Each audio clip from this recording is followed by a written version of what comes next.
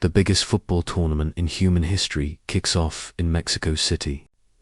The 2026 FIFA World Cup, 48 teams, 16 host cities, 3 countries, and over 6 million fans expected to flood into North America. By every measure, this should be one of the greatest sporting moments ever witnessed.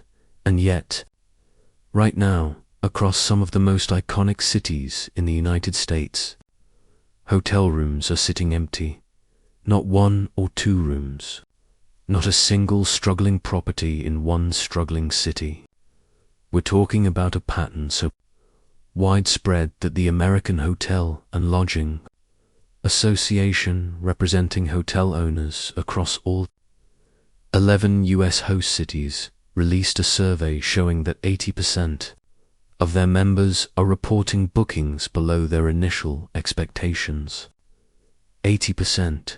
Cities like Dallas, Boston, Seattle, Philadelphia, Kansas City, Los Angeles, all of them were expecting an unprecedented wave of international visitors. All of them prepared for it. Hired extra staff, raised prices, locked in special packages. And now, just days before the opening match, a significant number of those rooms remain unclaimed. So what actually happened here? Was it bad planning? Was it something FIFA did? Or is this a story about something much bigger, something that football fans around the world should be paying very close attention to? Let's get into it. To understand what's going wrong, you have to go back to how this whole thing was set up. When FIFA awarded the 2026 World Cup to the United States, Canada, and Mexico, the plan was ambitious from day one. This wasn't just a World Cup, it was the Centennial Edition, celebrating 100 years of the tournament. It was also the first ever World Cup to feature 48 teams instead of 32, meaning more matches, more days, more cities, and more fans than any edition before it. The economic projections were staggering.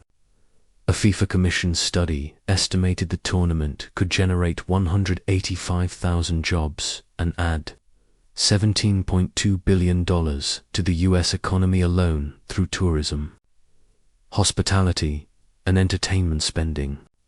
International visitors were expected to drive most of that figure, because international fans don't just attend one match and leave. They stay for days. They explore cities. They spend in restaurants, shops, and hotels across weeks. Naturally, hotels across host cities leaned in hard. They signed room block agreements with FIFA, setting aside large portions of their inventory. They raised their rates in anticipation of massive demand. They brought in additional staffing. Marketing campaigns were launched. Cities planned transport upgrades. It looked, on paper, like the biggest hospitality boom North America had seen in a generation. But then, something started to shift quietly at first, and then in ways that were impossible to ignore. Here's where things get interesting. One of the first signs something was off came when FIFA began cancelling its own room block reservations. These are the large batches of rooms that FIFA block books on behalf of teams, officials, sponsors, and affiliated parties. In Philadelphia alone, FIFA cancelled reservations for thousands of hotel rooms. In some cases, up to 70% of previously reserved blocks across certain cities. With very little public explanation, FIFA's official position is straightforward. This is standard practice. They overbook rooms early in the planning process and then release what isn't needed as the tournament gets closer and numbers become clearer. It's not unusual for a mega-event organizer to do this. FIFA said so publicly, and officials confirmed it. But here's the part that changed the conversation. Normally, when those rooms get released back to the open market, they get absorbed. Fans rush in. Families book last-minute trips. The tourism surge kicks in and hotels barely notice the cancelled blocks. That hasn't happened this time. Instead of a wave of individual bookings replacing those cancelled blocks, hotels in many host cities are reporting that rooms are simply sitting there, available, waiting. Kansas City is one of the most striking examples, with 85 to 90% of hotels in the metro area reporting bookings below expectations. Industry sources noted that the booking pace there isn't significantly higher than a typical June or July with no major event. Let that sink in for a moment. One of the 2026 World Cup host cities is experiencing booking levels barely above its normal summer baseline. Los Angeles is showing a similar picture, with nearly 65 to 70% of hotels reporting rates below target. In Seattle, one local hotel owner reported occupancy for June running 7% below where it was at this same time last year. Last year, before the World Cup, that's not what anyone was expecting. So why is this happening? The honest answer is, it's not one thing. It's several things happening at the same time. And together they've created a situation that nobody in the hospitality industry was fully prepared for. The first factor, and the one that hoteliers and tourism officials have been most willing to talk about publicly, is visa barriers. The AHLA survey found that about 65% of responsees cited visa complications and broader access concerns as a primary reason demand was being suppressed. International football fans, particularly those coming from Latin America, Africa, Asia, and parts of Europe, rely on smooth and predictable visa processes to plan travel months in advance. When that process feels uncertain or difficult, many fans simply decide not to book at all. This matters because international visitors are the economic engine of an event like this. A Brazilian fan flying in from São Paulo for 2 weeks, or a Moroccan supporter coming over for the group stages, generates far more hotel revenue than a local fan driving in for a single match. When that international flow slows down, the gap is very hard to fill. The second factor is cost. Ticket prices for this World Cup were a flashpoint long before a ball was kicked. FIFA initially released tickets at prices that sparked global backlash, with some premium category seats reaching into the thousands of dollars for a single match. After significant public pressure, FIFA responded by introducing lower-priced tiers. Some tickets eventually made available for as low as $60. But the damage to perception had already been done. When fans in other countries looked at the overall cost of flights, visas, accommodation, and match tickets, many found it simply wasn't affordable. And then there's the secondary ticketing market, which added another layer of complexity. Some group stage matches are now showing resale prices that have fallen sharply, with certain games available for under $100 per ticket, a dramatic contrast to earlier projections. Thousands of tickets across the 16 host cities remain unsold. The optics of that, circulating through social media and football communities globally, have made some fans more hesitant, not less. But there's another angle to this story, one that the data points to. Even if it's the angle that nobody really wants to make, the central focus. Global perception of the United States has shifted significantly in the lead-up to this tournament.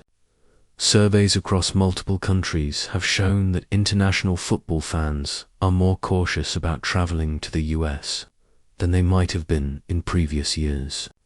That caution is showing up in the numbers. In Arlington, Texas, which is hosting more World Cup matches than any other city at the AT&T Stadium. The local Convention and Visitors Bureau publicly acknowledged that international demand has been slower than expected, with anti-US sentiment cited as a contributing factor. European football federations raised concerns earlier in the year. There were organized calls from various fan groups for boycotts. None of that is definitive. None of it means the tournament is in crisis. But it's clearly part of the picture, and pretending it isn't would mean ignoring what hoteliers and tourism officials are saying on record. What makes 2026 different from previous World Cups is precisely this combination. In Russia 2018, there were concerns about access and perception, but the fan base largely showed up. In Qatar 2022, concerns were louder and more sustained, but the unusual format concentrated everything into a small area, which changed the travel dynamic entirely. In Brazil 2014, the economic concerns were more about whether the host was ready, not whether fans wanted to come. This is the first major World Cup where the challenge appears to be getting international fans to travel to the host country in sufficient numbers, and the hotel situation is the clearest measure of that. So far, think about what this means for the fans and players who have been building toward this tournament for years, for supporters who did book early, who navigated the visa process, who paid the ticket prices and made the travel plans. They're going to arrive at a World Cup experience that is going to be electric in and around the stadiums. That part hasn't changed. The matches are going to happen. The goals are going to go in. The upsets are coming. The drama is guaranteed. And the football itself will deliver. But the atmosphere in a city during a World Cup isn't just inside the stadium. It's the fan zones. It's the streets. It's the bars and restaurants packed with supporters from every nation. It's running into someone from Japan at 2 a.m. who just watched their team score a last-minute winner, and sharing that moment with them. That's what makes a World Cup feel like a World Cup. If hotel rooms in cities like Kansas City and Seattle are genuinely running below normal summer occupancy levels days before the tournament, that atmosphere, that unique, irreplaceable energy may feel thinner in some cities than fans were hoping for. Not everywhere. The major hubs, the marquee matches, the cities with the biggest infrastructure, those will be different. But across the full spread of 16 host cities, the experience is going to be uneven in ways that weren't anticipated. For players, the hope is always that they feel the world watching, that the noise is global, that every match matters to someone thousands of miles away who couldn't make it in person. The broadcast numbers will likely still be massive. Football's global audience doesn't just disappear, but the physical presence of the world, that's where questions remain. So where does this leave us? And what happens next? The most optimistic scenario, and it's genuinely possible, is that the final days before June 11th see a surge in last-minute bookings. It happens. Fans who were uncertain commit at the end. Groups of friends who were on the fence finally pulled the trigger. Some cities could see their occupancy rates climb significantly in the next week. The tournament kicks off. The atmosphere is incredible. The football does what football always does, and by the time the final is played at MetLife Stadium in New Jersey on July 19th, the conversation has completely shifted to what happened on the pitch. That's the best case. And football has a way of delivering it. The more cautious scenario is that some host cities simply don't reach the economic numbers they were promised. Hotels that hired extra staff and held rooms at premium rates end up lowering prices at the last minute and still not filling to capacity. The $17.2 billion projection becomes something smaller. Cities that invested in infrastructure upgrades don't recoup those costs at the pace they expected. The hospitality sector in some markets carries those losses into the second half of the year. For FIFA specifically, this raises questions about how room block strategy is managed in the future. If the pattern of overbooking and mass cancellation is creating artificial demand signals that hotels and tourism boards are planning around, and then those signals disappear, that's a structural problem that needs addressing before the next major tournament. FIFA has also said publicly that it remains confident in the overall experience for fans and that the tournament will deliver.